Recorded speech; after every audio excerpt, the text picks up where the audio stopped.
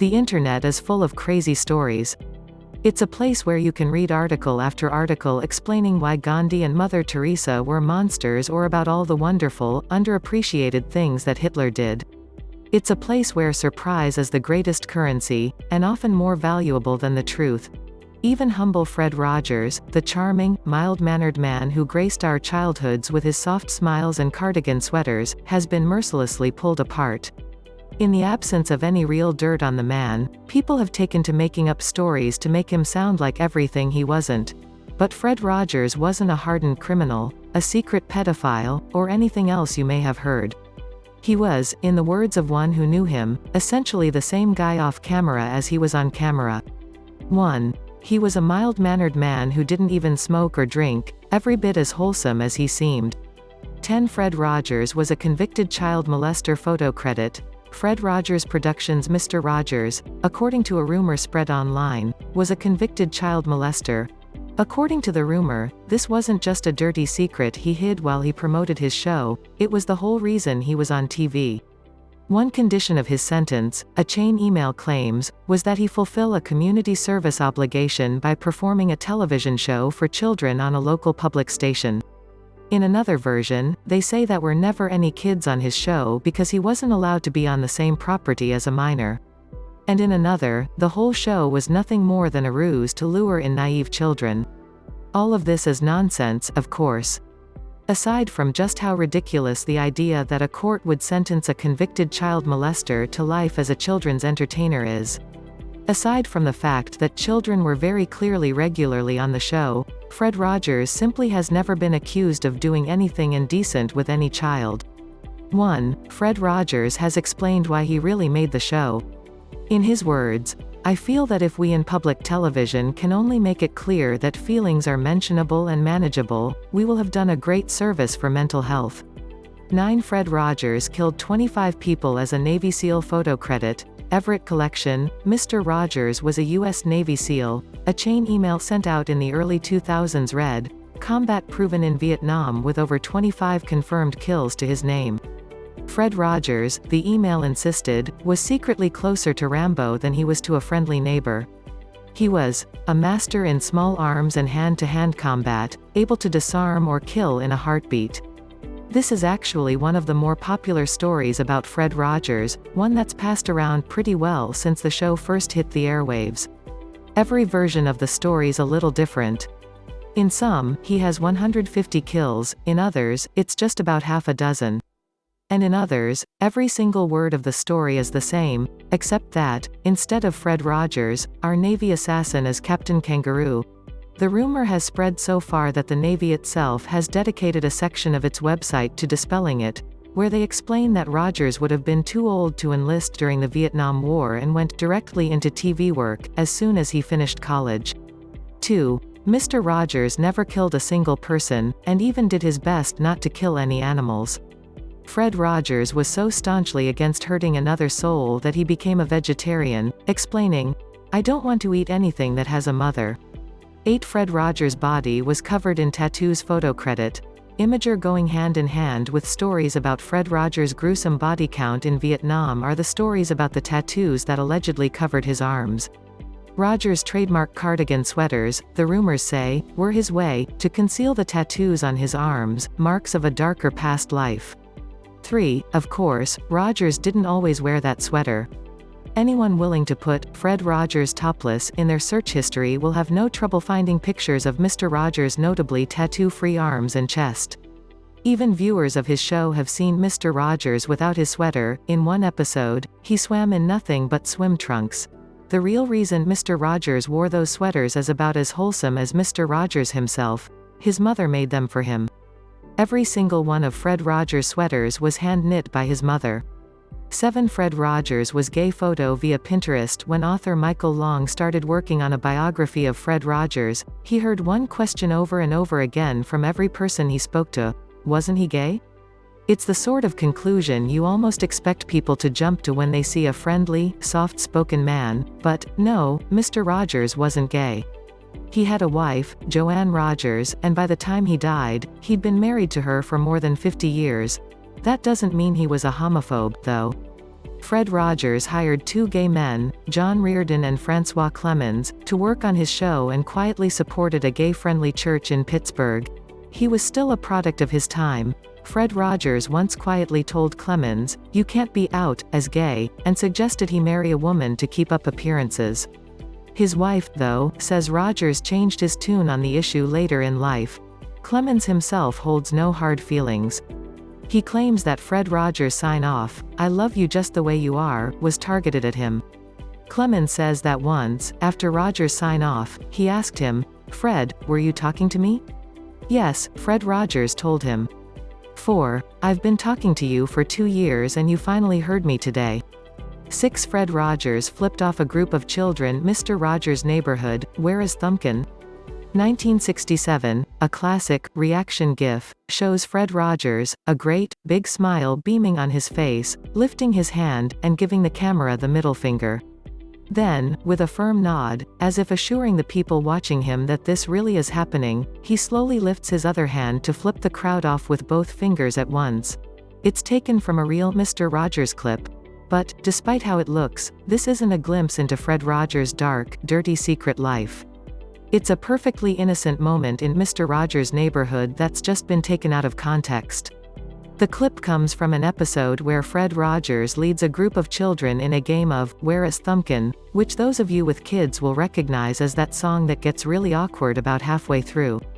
5. In the song, kids lift each of their fingers, one by one, and sing the name of each finger. And, yes, that means that halfway through the song, you'll inevitably see children holding up their middle fingers and singing. But it's as innocent as can be, nothing more than teaching children the names of their fingers. 5. Fred Rogers was a nudist photo credit. The Fred Rogers Center. More than a few articles on the internet have claimed that Mr. Rogers would start every morning by stripping down to a birthday suit, hopping in a pool, and going skinny dipping. In some versions of the story, he's even in a public swimming pool, just to make it that much more scandalous. The source of this story is cited as something Mr. Rogers revealed in an interview, specifically, a 1998 interview with Esquire magazine. 6. But that isn't exactly accurate. The source isn't so much the article itself as it is a whole lot of people misreading it. The author of the Esquire article, admittedly, did see Mr. Rogers naked, and he dedicates an entire paragraph to describing Fred Rogers stripping off all of his clothes. And, immediately after the paragraph, he writes, "Nearly every morning of his life, Mr. Rogers has gone swimming." But those two things aren't as related as some people have taken them.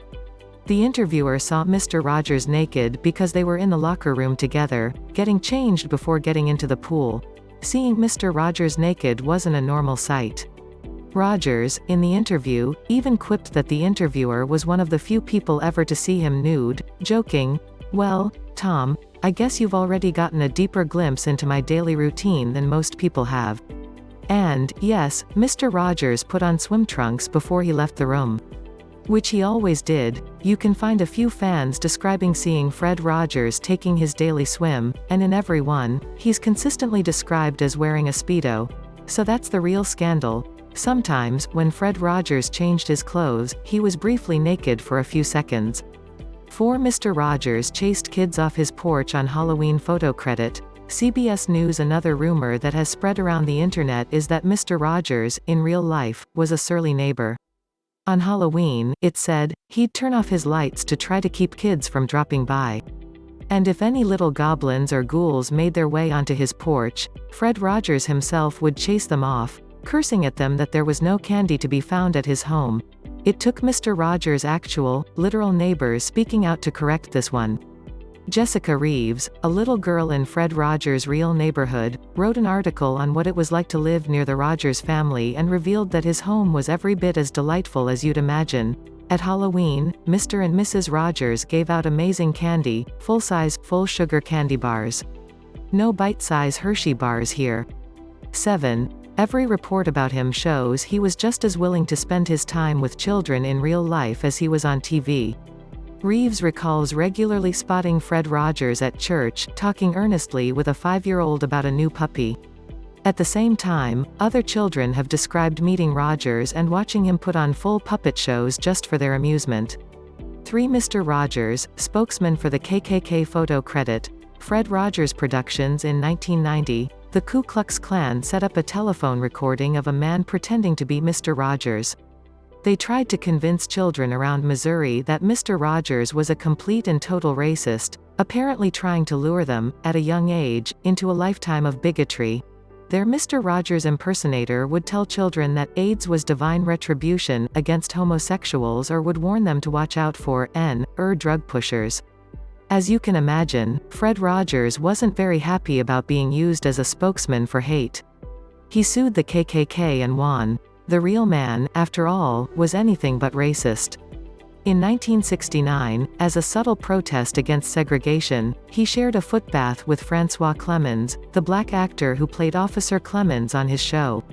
And afterward, he knelt down and dried Clemens's feet, an act that Clemens sees as akin to Jesus washing the feet of his disciples. 8. Rogers was trying to show kids that he and Clemens were equals and normalize the idea of white people and black people being friends. I think he was making a very strong statement, Clemens has said.